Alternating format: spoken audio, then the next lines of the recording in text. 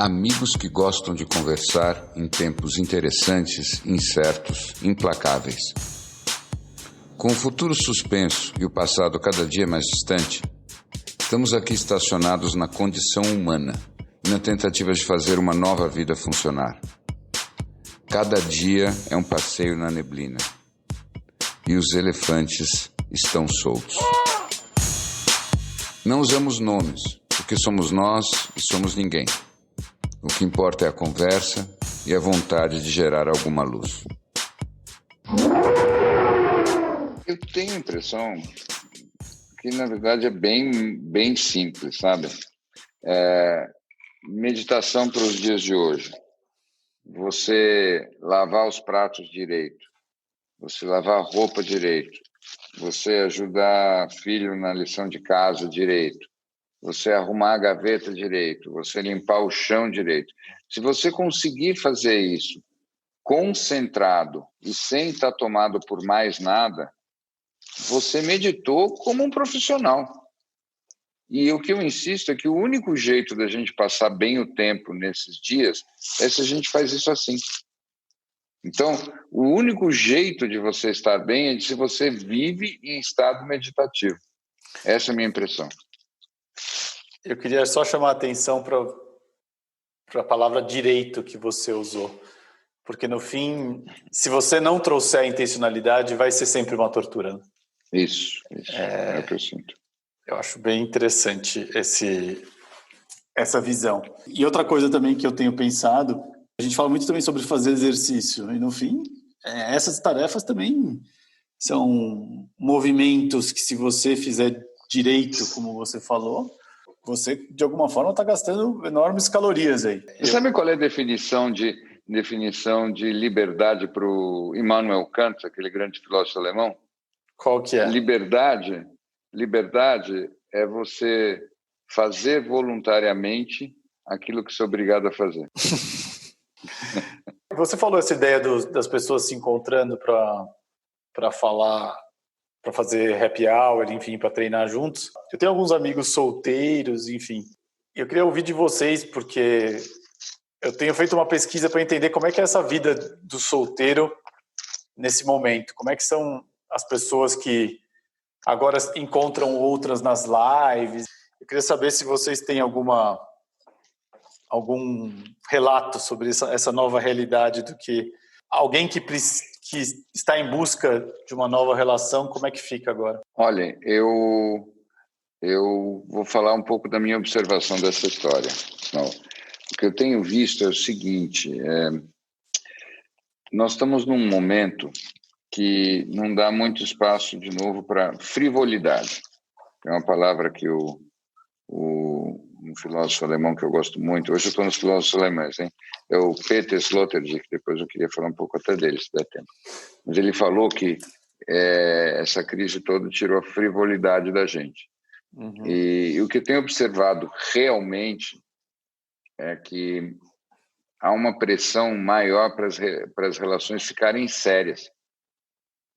Então, aquilo que tinha se tornado a condição pós-moderna, clássica, que as pessoas ficam mantendo hanging out, o que está acontecendo entre vocês? Não vamos falar sobre isso, ninguém nunca falou, então não sei se a gente namora ou não namora e tal, a gente só está saindo, esse tipo de coisa.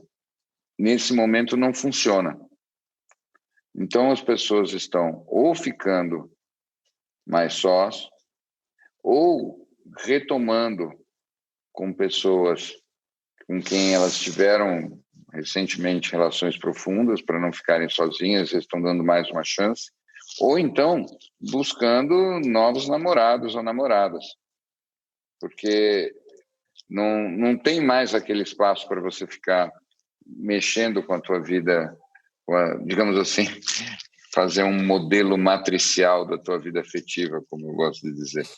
Não tem espaço para isso. Eu fico pensando como é que é essa busca hoje em dia. Porque... olha, acho que não é menos uma busca e mais um encontrar em função das pessoas que já estão por ali. Ainda que eu tenha ouvido falar de uma história de uma menina que conheceu um carinha no começo da quarentena, já depois da quarentena, saiu com ele depois da quarentena e já está grávida dele, que tal? Sem nunca terem se encontrado. Sem nunca Eu tenho 2 amigos solteiros, eu tava perguntando, mas e aí, o que rola? Enfim, vocês acabam saindo ou se fala depois, tentando entender um pouco essa dinâmica. E um deles ele falou, olha, arranjar uma namorada na live eu não arranjei, mas eu consegui perder a minha antiga, porque nesse papinho aí ali da live, também fica tudo muito exposto. É uma nova dinâmica que é bem interessante de vida, que eu acho que daqui muito pouco tempo, as pessoas também vão se cansar disso. Você, Larry B, no começo você falou, não se apeguem aos primeiros movimentos. E o que eu tenho visto nesses 60 dias de quarentena é que os primeiros movimentos começaram a passar. Sim. Essa é a sensação que eu tenho das pessoas à minha volta. Eu posso só fazer uma perguntinha, aproveitando o ensejo dos filósofos alemães. Eu não tive muito contato, praticamente nenhum com eles, mas conversando com uma amiga outro dia, ela estava relendo A Cura de Schopenhauer, que por acaso é um livro que eu tinha lido há muitos anos atrás, me lembrava muito pouco dele, e resolvi experimentar dar uma olhadinha ali. E não sei porque me veio essa sensação, essa impressão de que o Schopenhauer entenderia muito ou falou muito de tempos como esse que nós estamos vivendo agora. Foi isso mesmo ou eu que entendi errado? Não, eu acho que você entendeu certo. É meu pai que ia gostar de estar nesse papo, porque ele é o grande especialista em Schopenhauer, mas, em poucas palavras, uma coisa que estava muito claro para o Schopenhauer, e aí vamos abrir um parênteses. O Schopenhauer é o primeiro filósofo europeu que foi influenciado pela tradução dos textos indianos e budistas, tá? Então, antes dele, ninguém tinha acesso a nada disso. O Schopenhauer foi o primeiro que leu, e ele talvez tenha sido a primeira tradução ou digestão daquele soco na boca do estômago, que é você ter contato com o pensamento oriental pela primeira vez. Uhum. E o que para ele serviu de síntese de tudo isso é separar o mundo entre aquilo que a gente pensa dele, que são as imagens, os pensamentos, as opiniões, as representações, os planos, e aquilo que é uma vontade inconsciente e coletiva que se manifesta. E que se manifesta de várias maneiras, inclusive como um vírus, se você quiser. Então, para o Schopenhauer era muito claro que as forças que moviam o mundo eram muito mais irracionais do que racionais. E por causa disso, ele acreditava que a gente tinha que desenvolver um comportamento muito estoico, porque, de certa maneira, a vida, citando um outro carinha muito esperto, a vida é aquilo que acontece enquanto você faz planos. Tá? Mas deixa eu aproveitar, já que eu estou falando de filósofos alemães, deixa eu só dizer o que eu vi do Peter Sloterdijk, que eu achei ótimo. Ele é um cara muito incrível. E ele falou de um conceito que está na minha cabeça desde que eu vi. Ele falou o conceito de coimunidade. Achei bonito isso. O que é a coimunidade? Ele acha que, independente do que a gente está vendo nas primeiras reações do Snow, como você também lembrou, é inevitável que um dos resultados finais desse processo todo seja a percepção de que nós somos muito dependentes uns dos outros. E que a gente só consegue uma imunidade na medida em que a gente conta com o esforço do outro. Então é interessante porque todo esse jogo de quem está contaminado ou não está contaminado, se a gente fica em casa ou não fica em casa, parece uma teoria dos jogos, em que Você tem que contar com o esforço do outro e o outro tem que contar com o teu esforço. Senão, estamos todos fritos. E isso de uma forma muito explícita. É quase como se fosse o seguinte, eu estava andando na rua ontem e eu estava de máscara. E eu topei com uma pessoa que estava com a máscara mal colocada. E quase que eu cheguei para ela e disse, então o que você prefere? Que eu tire a máscara na tua cara ou você põe a máscara para ficar na minha frente? Então é como se fosse isso. O tempo todo agora a gente tem que jogar com essa busca da coimunidade, que é uma interdependência profunda com uma clareza que talvez a gente nunca teve. Mas isso é uma nova dimensão para o mundo inteiro. Eu fiquei... Essa história me fez lembrar a minha mente menos ilustrada do que os filósofos alemães, me lembrou muito uma palestra que eu tive com um cara dos Navy SEALs. Os Navy SEALs são aqueles caras do exército, da Marinha Americana, que são os responsáveis por fazer os resgates mais perigosos, enfim, são grupos pequenos de caras ultra bem treinados que vão fazer as operações mais difíceis, mais impossíveis. Inclusive, uma delas foi um time desses que foi os caras que foram lá matar o Bin Laden. E eles são muito conhecidos exatamente porque eles confiam muito no outro, né? Eles têm um senso de conexão e comunidade muito próximo, porque eles têm que confiar muito um no outro. E eu lembro que nessa palestra o cara falou exatamente isso. Ele falava, eu só consigo ir para frente porque eu tenho certeza absoluta que o meu companheiro que está ali atrás, cuidando do outro ângulo, ele está cuidando da minha vida. Eu só consigo dar o passo para frente porque eu sei que o cara que está atrás de mim está olhando para trás e está guardando as minhas costas. Eu não dou nenhum passo se eu não confiar que o cara que está do meu lado não vai me deixar na mão. Que é engraçado que é exatamente isso. E me veio... Eu quis fazer esse comentário porque esses caras vivem uma situação de guerra. É como nós, não? Exatamente. Se tem uma coisa que me chama muito a atenção e que as pessoas talvez nem desconfiem, é que nós inventamos os elefantes na neblina para que nós pudéssemos pensar juntos. E hoje em dia só dá para pensar, na verdade, bem com uma pessoa em quem você confia. Se você não tem uma confiança enorme, como nós temos um no outro, nós três, você não consegue pensar direito mais. Então, eu acho que é bem isso. É como nos Navy SEALs, e essa coimunidade que a gente precisa ter para poder assimilar essas informações todas novas e tentar desenvolver algum tipo de anticorpo até a próxima rodada desse videogame. E o que eu acho que é interessante que esse filósofo trouxe é que, no fim, é isso, né? O quanto que a gente sempre viveu uma vida que envolvia muitos riscos, mas a gente ignorava eles. E, de alguma forma, esse conceito de coimunidade é que a minha tradução é não podemos mais fingir que a gente não depende um do outro. Talvez seja uma das mudanças mais profundas do mundo. Para mim está muito claro que nós criamos essa situação para poder ter essas experiências. Você não concorda, Gol? Sim, não tenho nenhuma dúvida e volto à nossa primeira conversa juntos, onde creio que um dos temas foi justamente se isso sim era uma projeção externa de uma condição interna. Né? Vocês sabem o que eu fiquei pensando outro dia? Vocês notaram como nós criamos isso na medida em que a gente criou uma realidade viral? Não é fascinante?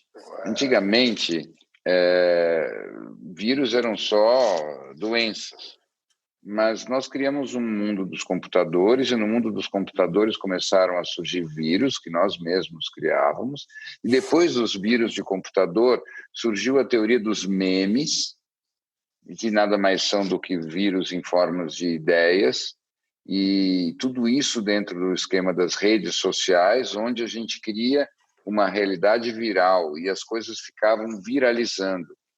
Ou seja, nós vivíamos grande parte da nossa vida acordada numa realidade completamente viral, só que completamente também dissociada, divorciada do concreto. E nós abandonamos o concreto, é claro, porque o concreto sempre tem limites e a gente certamente prefere uma vida desprovida de limites.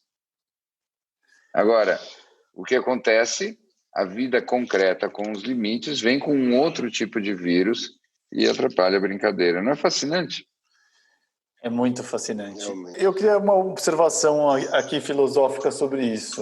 Eu aí dos meus estudos da quarentena, uma das frases que eu topei nos últimos tempos é que para você ser, você precisa de limites. Uhum. Se você não tiver limites, você não é nada, né? Ao você poder ser tudo, você não é nada, e que os limites são uma condição para a existência do que é o ser. Na hora que você troca os seus limites, você troca quem você é? Sim. Então, filosófico Resposta um curta, hein? pouco. Eu que falo Olha, tanto. eu vou ter que fazer uma intervenção com receio de uma referência circular daqui a pouco. Eu queria fazer uma pergunta muito profunda e técnica para vocês. Nessas últimas semanas que intensifica-se ainda mais essas separação social, vocês tiveram alguma oportunidade de se deparar com alguma guloseima nova que vocês não tinham acesso antes, que vocês não conheciam, algum delivery de alguma coisa muito imperdível que vocês possam compartilhar comigo, porque eu tenho uma para compartilhar com vocês depois. Olha só. Eu Acho que não. Eu acho que eu aumentei o consumo de Nutella na minha casa. Que ele é milimetricamente pesado em balanças com 3 dígitos. É mentira, tá? Só para... Pounds. Ele é feito em pounds. Mas acho que na minha casa teve um aumento grande do consumo de Nutella. E eu acho que a grande reinvenção da cozinha na minha casa é o brigadeiro com bolachas de maisena. Então, eu acho que isso é uma coisa interessante, porque vem toda a parte de você trabalhar a sua ansiedade com criatividade, né? E eu acho que esses derivados de novos pratos que estão surgindo, que eu tenho acompanhado, inclusive aqui alguns deles construídos pelas minhas filhas, grandes entusiastas dos chocolates. Eu me deparei aqui na semana passada com um alfajor de negresco. Alfajor de repetindo, um alfajor de negresco. E mais importante, ele não vem se parecendo com um alfajor de negresco. Então, você é absolutamente surpreendido quando você morde aquilo e quase num colapso de raciocínio, você não consegue identificar o que é aquela experiência que você está passando, até que, na medida em que se cria uma distância entre a mordida e o mordido, você percebe que ali dentro havia um negresco. E você entra em contato com toda a potência e beleza da criatividade humana contida. Então, são coisas que só podem surgir dentro de um ambiente como esse, eu imagino. Exatamente. Sem dúvida. Mas... Interessante isso que você disse. Como nós nos tornamos mais gratos pelas surpresas positivas, dado que a gente não está mais diante desse mundo com tão poucos limites. Eu insisto, quando a gente se digitalizou tão completamente, a gente perdeu algumas coisas muito primordiais. Você estava falando do alfajor, e eu imediatamente pensei em quando, há poucos meses atrás, a gente andava por aí e esse alfajor ficaria perdido no meio de tantas possíveis guloseimas, disputando a tua atenção e a tua carteira a cada momento, e você provavelmente nem notaria, e de repente ele te cai no colo e depois na boca, e você inundado de uma gratidão plena porque ele veio te visitar. Isso me lembra da época em que tirar fotografia era com filme, e você fazia a revelação e você disse, meu Deus, eu não sei como, mas eu tirei aquela foto genial que eu nunca imaginei que ia sair. E quando você está na máquina digital, parece que é tudo muito menos grave. Mas é interessante, porque isso é de alguma forma paradoxal, né? Eu gostei muito do que você falou dessa vida viral, dessa realidade viral que a gente...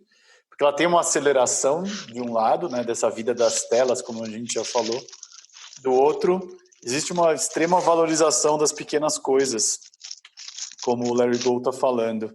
E eu queria fazer uma ode aqui, eu acabei não conseguindo pegar o gancho, quando você falou que você precisa de confiança e de amizade. Eu queria trazer esse tema aqui do quanto existe também um refinamento das amizades da quarentena, não tem? A quarentena também é um bom momento para ver que você tem bons amigos, não é? Ao encontrar meus amigos em Zooms, lives, WhatsApps da vida, eu vejo como a confiança está lá e você consegue reaprender a continuar sendo amigo mesmo em outra dimensão. E eu acho que a gente fala muito de muitas coisas na vida, mas a gente esquece muito de falar do valor das amizades. Gol, você primeiro, Gol. O Gol tá comendo o alfajor de negresco, mano.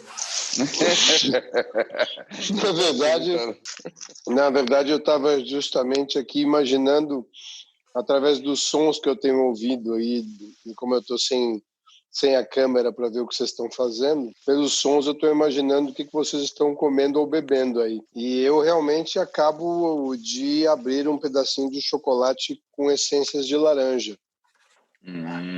Esse é um hit, hein? Ele faz muito sucesso aqui na minha região. Mas qual era a pergunta? Em relação aos amigos, né? Isso daí é amigos de chocolates. Isso é mindfulness. Não, amigos ele estava amigo, é verdade. com chocolate. Na verdade, o que me ocorreu foi até uma coisa diferente, porque você estava falando dos amigos, eu estava pensando realmente como tem dado saudade de estar com algumas pessoas, a gente faz Zooms até com pessoas com que a gente não tinha o hábito de estar tanto junto, né? E aí eu me deparei com um amigo que me chamou e me perguntou se essa semana eu poderia encontrá-lo. E aquilo me pegou completamente desprevenido, porque na minha cabeça as pessoas não se encontravam, né? Então, e eu vejo que, claro, assim, tem amigos se encontrando e tal, mas aquilo me chocou um pouco. Na minha cabeça, todo mundo, pelo menos que estava no grupo das pessoas com quem eu falava, estava realmente mantendo essa distância social. E me parece que não é assim tão... entre grupos, os grupos se definiram como as pessoas que, teoricamente, são safe, né, seguras de se encontrar, as que não são. É isso? Olhem, eu tenho observado também isso e, de novo, voltando para o tema dos limites que o Snow falou, é a mesma coisa. A noção de limite para cada pessoa é diferente. O quanto que você é restrito com uma regra que você se põe é diferente. E eu observo isso muito com pessoas. E, às vezes, você tem, nos casais, uma família, de repente a família da mulher tem um grau de seriedade nessa coisa da quarentena e a família do marido um outro grau de seriedade diferente. E você tem que fazer uma negociação. De fato, tem grupos de pessoas que têm pensado do seguinte jeito: se nós estamos basicamente em casa durante essa quarentena e nós não estamos saindo para trabalhar, isso significa que se nós estamos fazendo isso há mais de 2 semanas, nós somos safe, então nós podemos nos encontrar. Tem pessoas que vivem com essa lógica e outros que dizem que não, apesar de eu estar em casa, eu estou diminuindo a minha chance de contágio, mas isso não significa que eu estou imune ao risco de contágio. E eu devo ficar em casa de qualquer forma o máximo possível, porque vai que eu estou contagiando sem saber.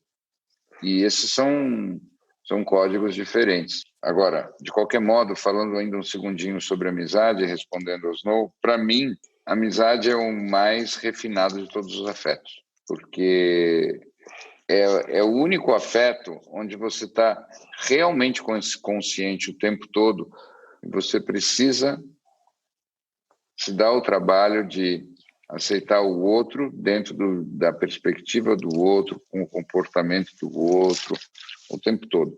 Senão, não é amizade, é qualquer outra coisa.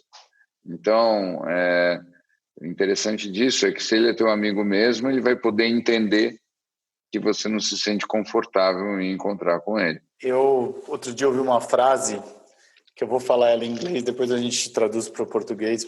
People who don't mind matter, people who matter don't mind. E eu acho essa frase genial de ser pensada. Ela é libertadora por um lado, mas ela é difícil de viver, né? A gente acaba sempre se preocupando. De alguma forma, a gente não gosta de magoar os outros. E essas situações, elas expõem esse tipo de diferença, né? Isso que o seu amigo está propondo agora é um pouco do que vai ser esse novo mundo. Sim, olha que interessante. Essas armadilhas e esses alçapões simbólicos vão se apresentar o tempo todo. Quando que você vai receber um convite e não agir como se você fosse uma debutante extremamente tímida, né? Ou quando que, ao contrário, né, você vai receber um convite e você vai dizer, claro, vamos nessa, né? Então, quando que você vai ter de novo a espontaneidade de fazer as coisas? Essa é uma pergunta que fica sempre muito na minha cabeça. Esse é um tema muito interessante, porque até que ponto, eu já via isso muito no início, antes das máscaras serem tão dominantes, que a ideia de você se mostrar de máscara era uma afronta a quem não estava de máscara, porque a percepção sempre era de que você estava querendo se proteger dela. E eu acho que com relação aos encontros, num futuro muito próximo, quero crer, né, que seja um pouco isso também, né? Até que ponto as pessoas vão se sentir ofendidas por você não aceitar um convite, entendendo realmente que você não enxerga o formato dela como um formato seguro, o setup dela como seguro. Eu acho que nós vamos lidar muito com essas coisas, né? Com certeza. Fora que o Covid vai ser a nova desculpa paulistana, né? Depois do correria, loucura, vai ter tô com uma febrinha aqui, tá meio esquisito, né? Dá um espirro. E aí, você vai poder hoje? Você tá bem?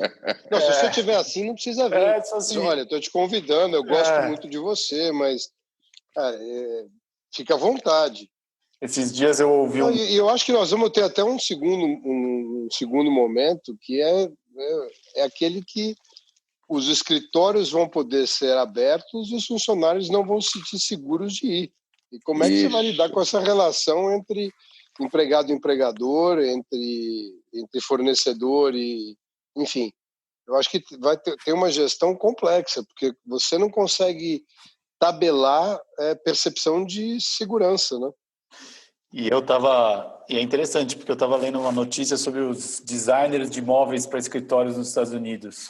Eles já estão sendo demandados de fazer divisórias de baias mais altas de acrílico para que uma pessoa não possa espirrar na outra, para mudar os escritórios americanos de uma hora para outra. E daí eu tinha uma representante daquela empresa, acho que uma executiva daquela empresa Knoll, né, que é uma das maiores americanas, e ela falou assim, a gente não tem a menor ideia. A gente está aqui só tentando responder as demandas, a gente não tem a menor ideia. Mas isso é tão engraçado. É tão engraçado como os americanos eles não ouviram a palestra do Sadhguru, definitivamente. A última que eu ouvi hoje, queridos, é que o governo americano já comprou vacinas do coronavírus. Eles fizeram um compraram umas calls de vacina. Exatamente. Eles já disseram assim. Eles compraram vacina futura, é isso? Compraram vacina futura. Entendi. Eles devem estar... Deve ser... Eu acho que os Estados Unidos você falou um negócio muito interessante, porque a forma como os Estados Unidos está, esse desespero de passar para o estado da chamada normalidade é tão grande que é possível que a Bolsa Americana passe as máximas pré-Covid daqui a pouco, só pelo medo de estar perdendo alguma coisa. Daqui a pouco vão construir uma narrativa positiva em cima do Covid. E aí que o Nassim Taleb vai se jogar de cima do... E aí sim é o verdadeiro Black Swan, né? Esse é o verdadeiro Black Swan. Exatamente, porque... E é impressionante a capacidade aquilo que o Steve Jobs chamava de Reality Distortion Field, né? Isso coletivamente para uma nação realmente pode mudar a realidade como um todo, né? Olhem, eu digo só Fale. Não, por favor. Não. No olhar eletrônico você começou primeiro. Não, eu ia só dizer que como é essa questão do peer, né, de saber o que pensa e o que faz o seu vizinho, isso é tão importante para definir o que você quer e quem você é, né? E acho que dentro da mentalidade americana é tão forte nesse ponto que realmente a possibilidade de você, da normalidade voltar e você não ter acreditado nela, é melhor que você esteja comprado nesse sonho, por mais improvável que ele pareça, do que despertar num lugar anterior ou atrás do seu vizinho quando tudo possivelmente voltar ao normal.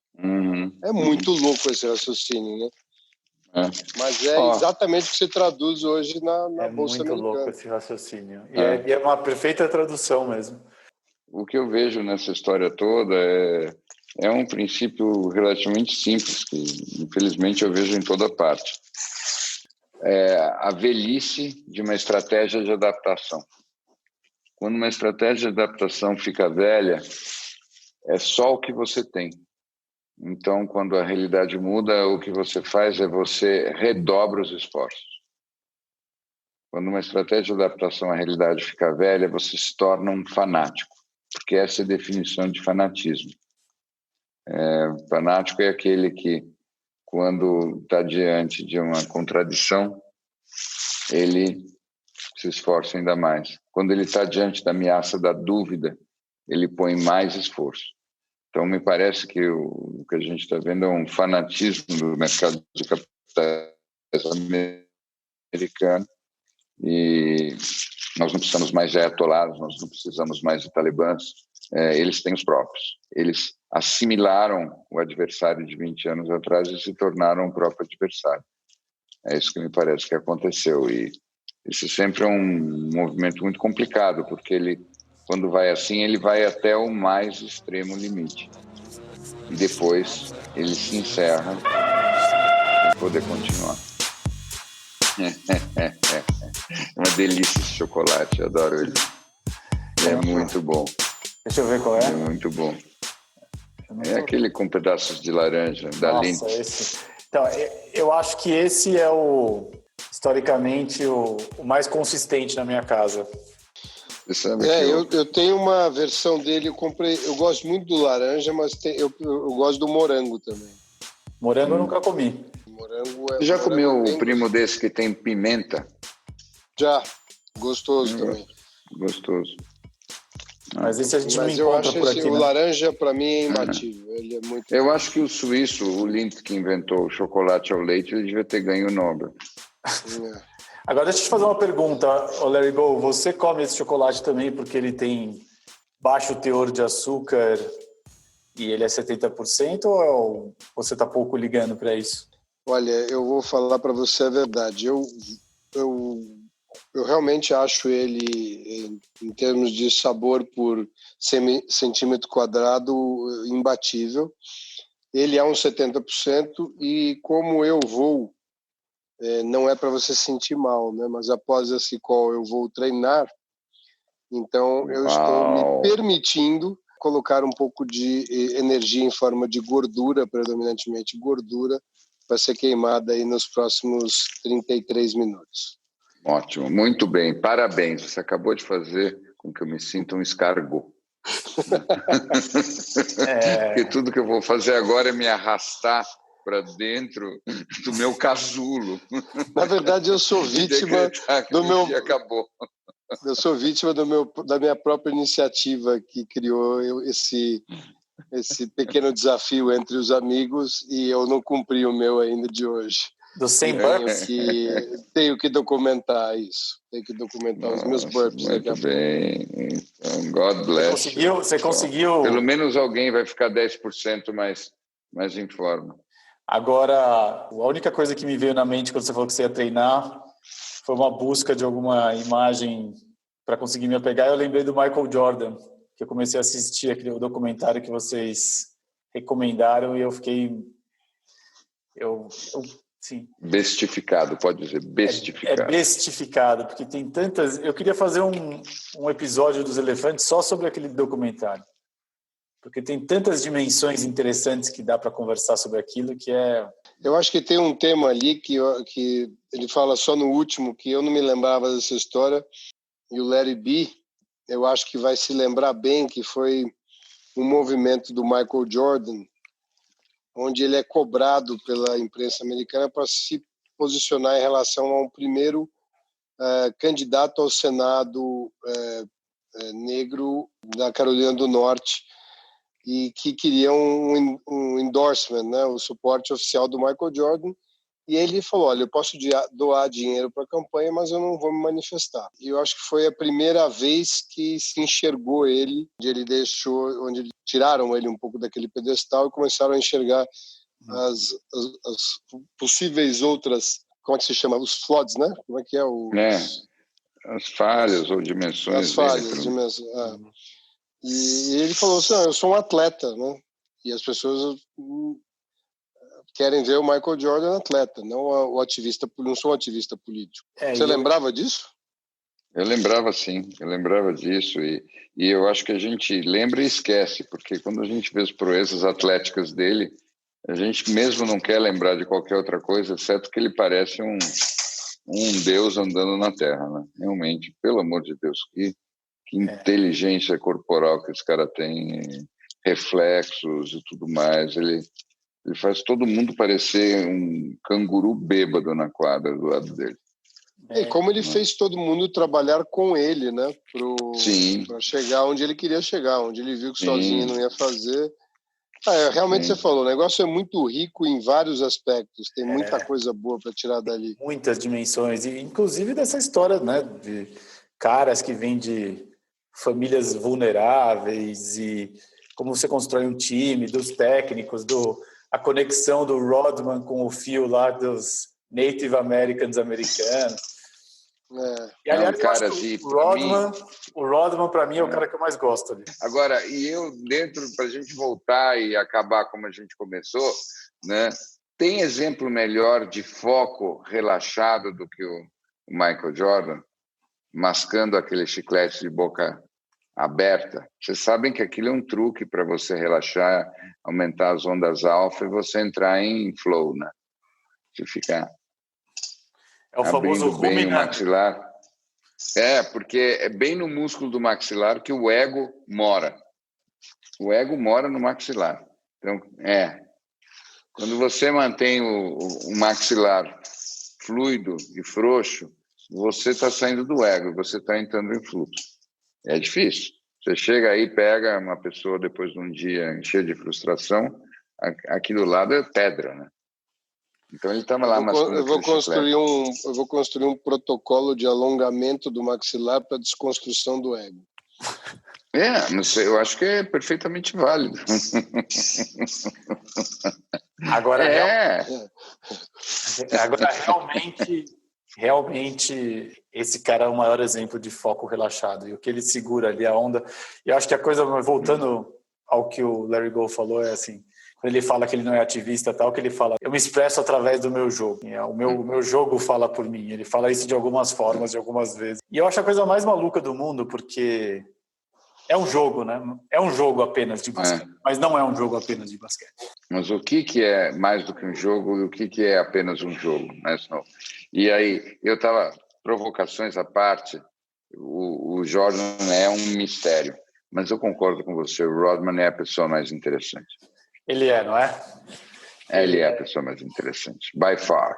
E sabe por que ele é mais interessante? Porque ele conseguiu ser o melhor defensor de todos os tempos daquele jeito.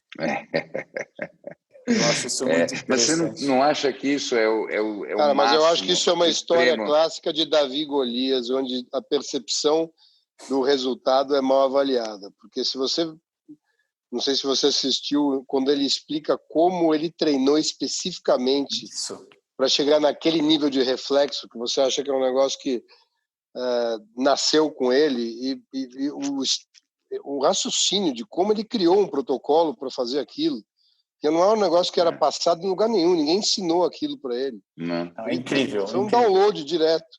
Incrível. E aí ele encontra alguém que percebe completamente a personalidade dele E os próprios jogadores que jogavam com ele entendeu quão importante para ele era desopilar, com a certeza de que aquilo não comprometeria o commitment dele, o comprometimento dele com o resto. Não, muito incrível. E isso é um flow em grupo, né, cara? Isso é um Navy SEAL. Isso é você saber que o cara vai estar olhando as tuas costas quando você precisar, sem precisar estar ali cobrando ele. Não, isso aí, isso é muito mágico. Deixa eu falar uma coisa que eu queria terminar. Se você ouve aí os elefantes na neblina e mora em algum país desses distantes, manda um e-mail pra gente para contar como é que está sendo essa experiência de quarentena aí aonde você está morando. O nosso e-mail está lá, o contato@elefantesnaneblina.com.br. A gente tem gente no mundo inteiro ouvindo a gente, é muito legal. E se a gente conseguir colher essas histórias de cada um que está em países distantes aí para a gente ouvir, entender como é que está sendo essa quarentena na Indonésia, na Noruega, nesses países que a gente tem menos notícia, que dominam menos noticiário, acho que seria muito legal. E como disse um outro filósofo alemão, elefantes do mundo inteiro, univos. Quer limites, né? Você não quer limites. Porra, ele não quer ser, ele quer ser tudo, porque daí ele não se limita. Não, pera lá. Quero deixar claro o seguinte, nós três percebemos que acabou. Eu só não quero ter o controle. Eu aceito o limite, eu não quero o controle. Não, eu acho também, e eu gosto. Porque o controle vai pro ego. Olha como ele me olhou agora. E eu acho que o elefante interior. De fato, o elefante é voltar para e eu diria que elefante é voltar para casa.